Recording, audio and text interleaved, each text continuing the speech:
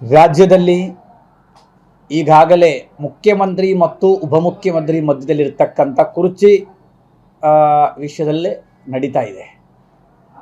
ನಾನು ಹೇಳ್ತಕ್ಕಂಥದ್ದೇನಪ್ಪ ಅಂತಂದರೆ, ಮಾನ್ಯ ಉಪಮುಖ್ಯಮಂತ್ರಿಗಳಾದ DK ಶಿವಕುಮಾರ್ ಅವರನ್ನು ಕೂಡಲೇ ಅವರನ್ನು ಮುಖ್ಯಮಂತ್ರಿಯಾಗಿ ಆ ಕುರ್ಚಿಯಲ್ಲಿ ಕೂಡಿಸಬೇಕು ಅಂತಕ್ಕಂಥದ್ದು ರಾಜ್ಯದ ಅತಿ ಹಿಂದುಳಿದ ಮಠಾಧೀಶ್ವರ ಮಹಾಸಭೆಯ ಪರವಾಗಿ ರಾಜ್ಯದ ಅಧ್ಯಕ್ಷರಾಗಿ ನಾನು ಒತ್ತಾಯ ಮಾಡುತ್ತಾ ಇದ್ದೇನೆ.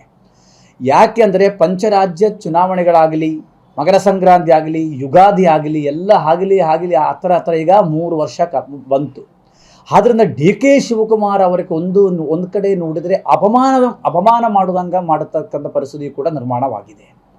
ಆ ಮನುಷ್ಯ ಕಾಂಗ್ರೆಸ್ ಪಕ್ಷ ರಾಜ್ಯದಲ್ಲಿ ಯಾರೂ ಕೂಡ KPCC ಅಧ್ಯಕ್ಷ ಸ್ಥಾನವನ್ನೇ ತೆಗೆದುಕೊಳ್ಳಕ್ಕೆ ರೆಡಿ ಇಲ್ಲದ ಸಂದರ್ಭದಲ್ಲಿ ಪಕ್ಷದ ಅಧ್ಯಕ್ಷ ಸ್ಥಾನವನ್ನೇ ತೆಗೆದುಕೊಂಡು ಆ ಪಕ್ಷವನ್ನೇ ಅಧಿಕಾರಕ್ಕೆ ತಂದಿರತಕ್ಕಂಥ ಒಬ್ಬ ನಾಯಕ. ಇವತ್ತು ಅವರಿಗೆ ನೀವು ಡೆಲ್ಲಿಯಲ್ಲಿ ಕೂತು ಮಾತು ಕೂಡ ಕೊಟ್ಟಿದ್ದೀರಿ. ಸನ್ಮಾನ್ಯ ಹಿರಿಯ ಮುಖಂಡರಾದ AICC ಅಧ್ಯಕ್ಷರಾದ ಸನ್ಮಾನ್ಯ ಶ್ರೀ ಮಲ್ಲಿಕಾರ್ಜುನ ಖರ್ಗೆ ಅವರು, ಶ್ರೀ ರಾಹುಲ್ ಗಾಂಧಿ ಅವರು, KC ವೇಣುಗೋಪಾಲ್ ಅವರು, ಇವರ ಸಮೂಹದಲ್ಲಿ ಅವ್ರಿಗೆ ಮಾತನ್ನು ಕೊಟ್ಟಿದ್ದಾರೆ.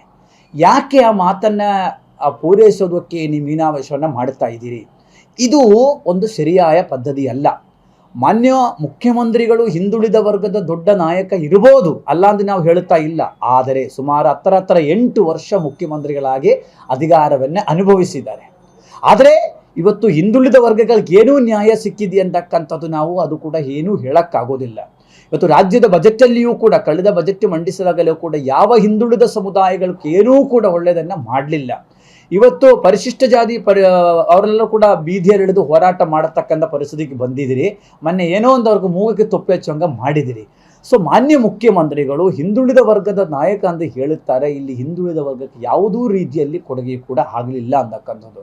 ಹಾಗಾಗಿ ನಾನು ಹೇಳೋದೇನಕ್ಕಂದು ಹೈಕಮಾಂಡ್ಗೆ ಮನವಿ ಮಾಡತಕ್ಕಂಥದ್ದು ಒಂದೇ, ಕೂಡಲೇ DK ಶಿವಕುಮಾರ್ ಅವರನ್ನು ಮುಖ್ಯಮಂತ್ರಿಯಾಗಿ ಮಾಡಿ.